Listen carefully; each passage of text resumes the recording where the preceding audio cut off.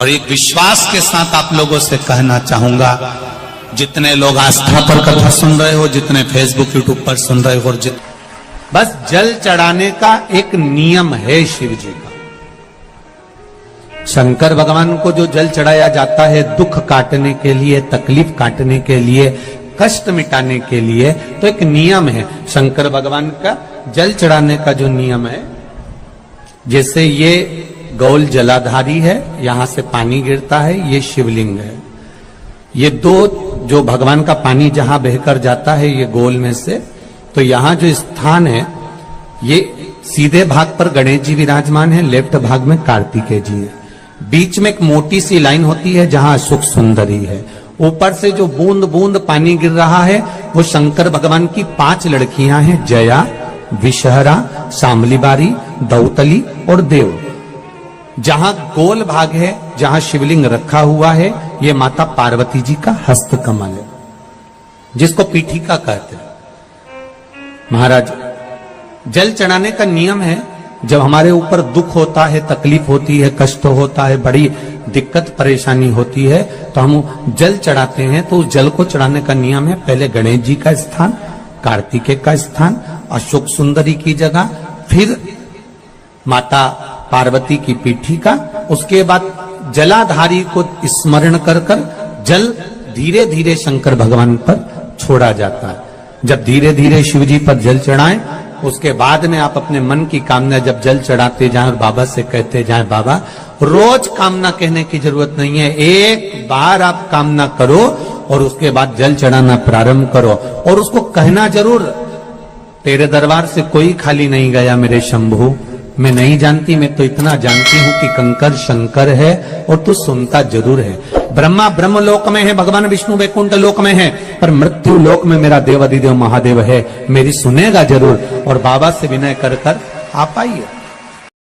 सुबह 4 बजे से लेकर 7 बजे तक पीपल के वृक्ष में भगवान ब्रह्मा का वासा होता है। 7 बजे से लेकर पीपल के वृक्ष में 10 बजे तक भगवान विष्णु का वासा होता है। 10 बजे से लेकर 11:30 बजे तक पीपल के वृक्ष में पितरों का वास प्रारंभ होता है। 11:30 के बाद में पीपल के वृक्ष में आहूतों का वासा होता है। आहूत जानते हो, जो बच्चे गर्भ में शांत हो जाते हैं, 6 महीने के बाद शांत हो जाते हैं और कुंवारी अवस्था में मर जाते हैं, उनको आहूत कहा जाता है। फिर पीपल के वृक्ष में वासुकों का वासा चालू हो जाता है। ये अग्नि पुराण का संवाद है। वासुकों का वासा के बाद में शाम को 4 बजे से 7 बजे तक पीपल के वृक्ष में भगवान शंकर का वासा चालू हो जाता है। 7 बजे के बाद में पीपल के वृक्ष में रात्रि को 8 बजे से 9:30 बजे तक पीपल के वृक्ष में कुबेर का वासा होता है। इसलिए दीप को 9 बजे जो पीपल के पेड़ के नीचे घी का और एक तेल का दिया लगा देता है, उसके यहाँ कभी संपदा की कमी नहीं होती। शंकर जी ने 7 बार बनाए हैं, रविवार, सोमवार, मंगल, बुध, गुरु, शुक्र और शनि, ये शिव जी ने बनाए हैं। अब एक दिन आपने अपना बना लिया, बाकी के दिन अगर कोई इस पीपल के वृक्ष के नीचे आएगा और यहां तो दरिद्रता बैठी है, तो उसका क्या होगा? भगवान नारायण बोले, सुन दरिद्रता, तेरे से एक विनती है, अगर कोई भी मनुष्य इस पीपल के पेड़ के नीचे अगर 7 दिन में आता है और उसके हाथ में अगर कोई सामग्री होती है तो तू उसके घर में प्रवेश नहीं करेगी।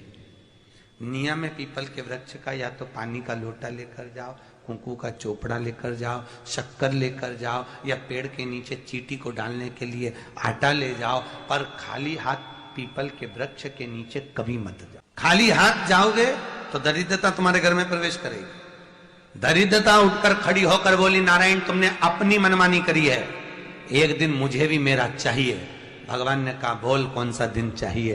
दरिद्रता कहती है, रविवार के दिन इस पीपल के वृक्ष के नीचे मैं दिन भर नृत्य करूं, इसमें रहूं, और जो यहां आए रविवार को मैं उसके घर में प्रवेश करूं।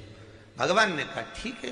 दरिद्रता, रविवार का दिन एक ऐसा दिन रहेगा जिस दिन तू इस पीपल के वृक्ष के नीचे नृत्य करेगी और जो आएगा इस पीपल के वृक्ष के नीचे तो उसके साथ प्रवेश करेगी। मैंने तुझे वर दिया।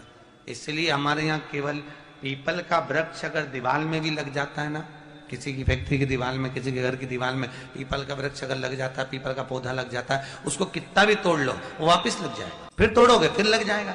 अगर पीपल के पौधे को तोड़ना है तो केवल रविवार का दिन एक नींबू, एक मिर्ची और बमूल का कांटा, ये 3 चीजें रखने के बाद में आधे घंटे बाद रविवार के दिन पीपल के पेड़ को उखाड़ कर फेंक दो।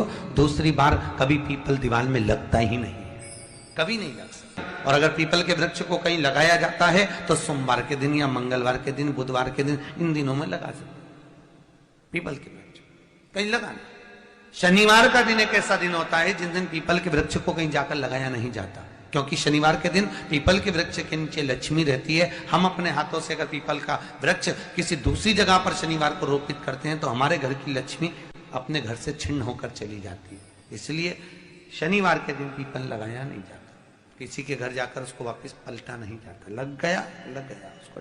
प्रभु मेरी धर्म पत्नी को कहां रखूं आप बताओ। वो तो जहां यज्ञ होता है, अनुष्ठान होता है, दान होता है, पुण्य होता है, सत्कर्म होता है, वहां जाने को तैयार नहीं। अब करूं क्या? भगवान ने बोला एक काम करो। दुर्वासा जी बोले जिसके यहां रात्रि में बर्तन झूठे पड़े रहते हो उसके घर में इस दरिद्रता को लेकर तुम प्रवेश कर जाना। जिसके यहां रात्रि में बर्तन झूठे पड़े हो वहां लेकर प्रवेश कर जाओ। दूसरी जगह दुर्वासा जी बोले जो स्त्री घर में दोपहर के समय पर सो रही हो उसके घर में इसको लेकर प्रवेश कर। जो स्त्री दोपहर के समय में घर पर सो रही हो इस दरिद्रता को लेकर प्रवेश कर जाइए।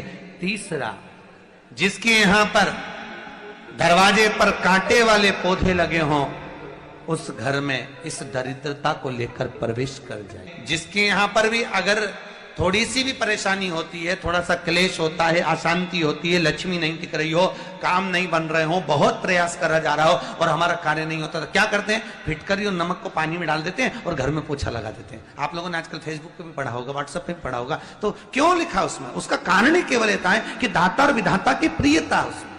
माता ख्याति के जो 4 बच्चे हुए इसमें जो सुबह 4 बजे से लेकर 7 बजे तक पीपल के वृक्ष में भगवान ब्रह्मा का वासा हो। और जितने लोग आस्था चैनल पर सुन रहे हैं, जितने लोग फेसबुक यूट्यूब पर कथा सुन रहे हैं, जितने लोग इस पवित्र भूमि पर छिंदवाड़ा की पावन शिव महापुराण की कथा श्रवण कर रहे हैं, हम आपसे पूछना चाहें, आपने 16 सोमवार का व्रत करा, 16 सोमवार का उद्यापन करा, 16 सोमवार का नियम लिया, 16 सोमवार की पोथी पढ़ी, 16 सोमवार की कथा पढ़ी, 16 सोमवार पे चूरमा बनाया, किसी ने 3 बार व्रत करा, किसी ने बेलपत्री का करा, किसी ने चूरमे का करा, किसी ने मिश्री का करा।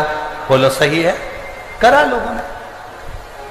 पर जितने लोग आस्था चैनल पर कथा सुन रहे हैं और जितने लोग इस फेसबुक यूट्यूब पर कथा सुन रहे हैं और जितने छिंदवाड़ा की पवित्र भूमि पर कथा सुन रहे हैं, हम इनसे पूछना चाहते हैं, 5 व्रत नहीं, 6 व्रत नहीं, 7 व्रत नहीं, 11 व्रत नहीं। हमारे सनातन धर्म में तो 11, 21, 51, बोलो सही है, 7, 5 ऐसा नियम चला आया है हमारे सनातन धर्म का कि 5 व्रत करना है, 7 व्रत करना है, नवरात्रि के 9 व्रत करना है, 11 व्रत करना है, 21 व्रत करना है, 31 करना है, 108 करना है, 1008 करना है। ऐसा नियम हमारे शास्त्रों का चला आया। फिर आखिर 5 व्रत नहीं, 7 व्रत नहीं, 6 व्रत नहीं, 4 व्रत नहीं, 3 व्रत नहीं, 16 व्रत का नियम कहां से आया? 16 व्रत ही क्यों?